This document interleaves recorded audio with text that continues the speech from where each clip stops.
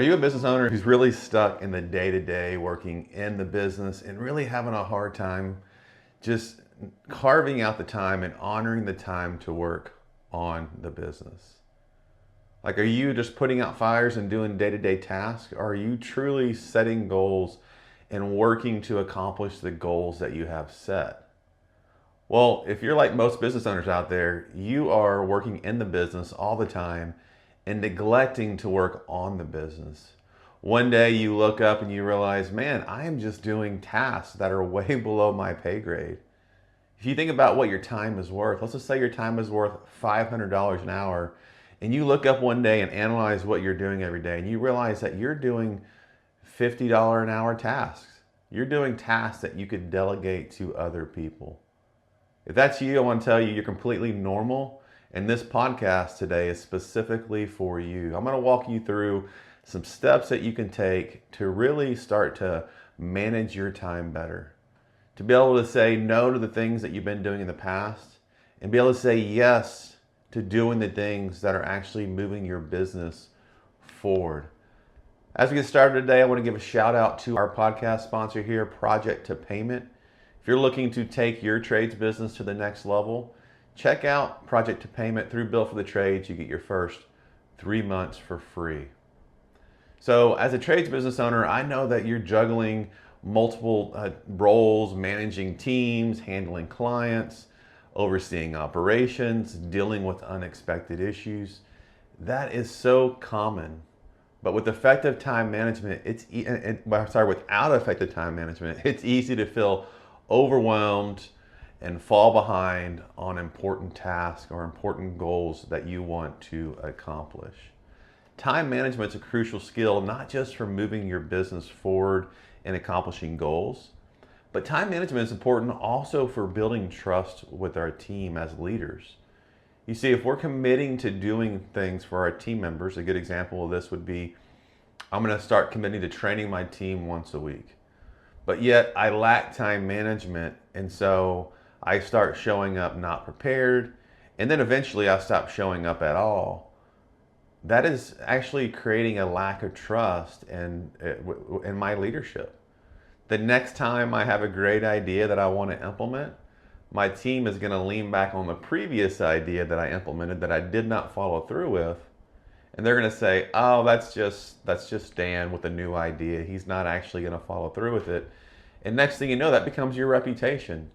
And you start getting frustrated because you're like, man, I have all these great ideas. I'm trying to implement it, but nobody actually wants to buy into it. If you are inconsistent because you lack time management and time management skills, you're never going to be able to build that trust that allows your team to actually put the effort into getting uncomfortable and doing the things that are outside of their comfort zone. So the first thing I want to talk about is time blocking. Time blocking is so important because, we got to first make the plan. I would consider a time blocking like having your playbook for playing your game. Like, you go back to it and you have your plays that you need to run. So we need to be specific on the times that we block off. And these slots are for different tasks, like maybe client calls, team meetings, project work, maybe one-to-ones. Having the time blocks laid out will help you avoid distractions and ensure that you focus on the task at hand. Now, you may be listening to this and thinking, all right, Dan, I've already time blocked my time and I still don't honor it. We're going to talk more about that. But the first step, if you have not blocked out your time, is to look at your week, Monday through Friday, and block out the times that you know that you need to honor. And times like that could be your weekly team meetings or trainings. It could be one-to-ones with your team. It could be client calls that you already previously have scheduled. Any interaction that requires another interaction, with another person, I encourage you to put on that time block. The other thing that you could add to that is maybe 30 minutes to an hour a week to work on your goals in your business. Number 2, delegate like a pro. Think about, once again, what is your time worth? If I sat down and looked at my time blocks, the first thing I'm going to ask myself, Are these time blocks worthy of my time? My time is worth $1,000 an hour. My time is worth $500 an hour. Whatever it is to you, think about that. Then from there, go to your task list, the list that you make up every day, your to-do list, and ask yourself, are these to-dos worthy of my time? If not, put a little D next to it that stands for delegate and start to delegate those responsibilities. There's probably somebody else on your team who would love to take on that responsibility. Or if there's not, there may be an outside virtual assistant or somebody that you could hire to come in and you could delegate some of those tasks. When you delegate tasks, you elevate your ability to lead and move your organization forward. If you don't delegate tasks, you're always going to be the bottleneck in your organization, and you're going to keep the entire organization from being able to grow. Number 3 is using automated tools.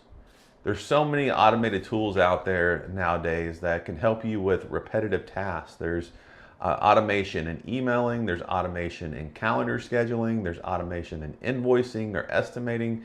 Project to Payment has a great tool to be able to automate different tasks like that.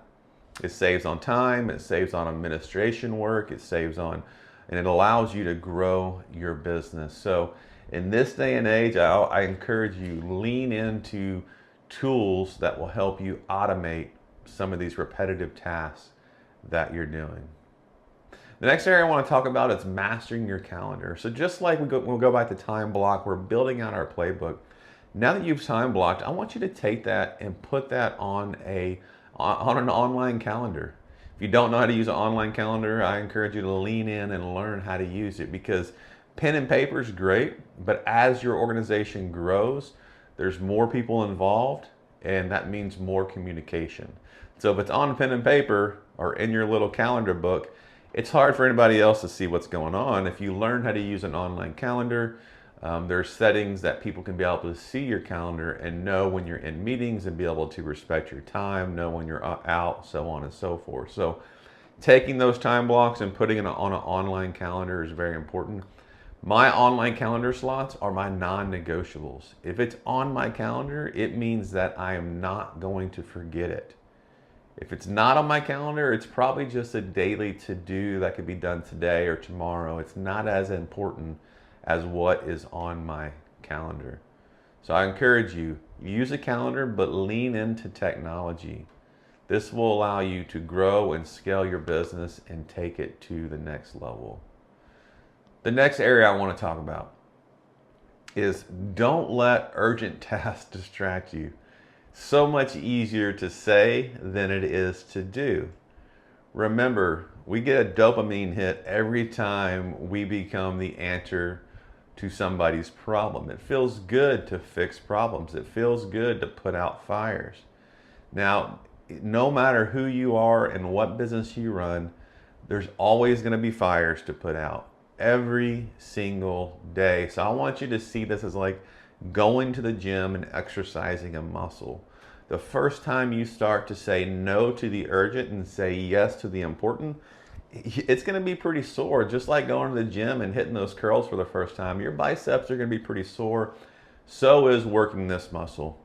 Saying no and saying yes to the right things is going to be a little sore. Some of your team members may think like, wow, I can't believe they're saying no to this.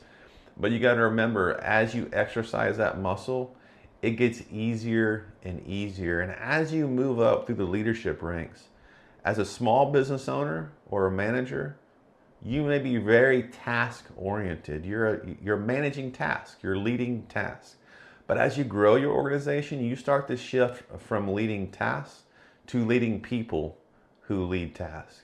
And so your management has to change. So you have to start saying no to the tasks that you've always done and delegate that and start saying yes to having one-to-ones and holding people accountable and having meetings and making sure that the right numbers are being looked at and they're doing the right things. And it just scales up from there. So you got to understand your limits and don't overcommit. Say no to the things that you know are you could delegate or aren't as urgent as they normally feel, and say yes to the goals, to working on your business, to honoring the time that you have blocked. The key takeaways I wanted to kind of highlight today is time blocking and delegating tasks are key to managing your schedule effectively. Use automation, use technology, and realize that the more you can automate, the more you can lean into technology, the more that you can start to grow your business, especially on these repetitive tasks that kind of keep you stuck doing the small things day to day. And protect your time. Use your calendar, block out that non-negotiable time, and realize it's not just so that you can do higher level things. It's also so you can start to be more consistent. You can start to show up for your team, and you can start to build that reputation that builds trust. So that way, the next time you implement this great idea, it's actually going to stick, because it's not you trying to do everything in it, but it's actually you having the ability to implement, to automate, to delegate, and to consistently see it through. And then moving forward, your reputation is going to change, and your team's going to buy in, and you're going to be able to grow your business. Start managing your time like a pro. Remember that this takes time. So if you're motivated by today's podcast, write down some areas that you can improve and start to work on it. If you need help, we're always here for you at Built for the Trades. Reach out. We would love to help you. We have some great tools that help you better time block and help you manage your time better. If you found today's episode helpful, please like and subscribe, share this with a friend, and we'll see you in the next episode.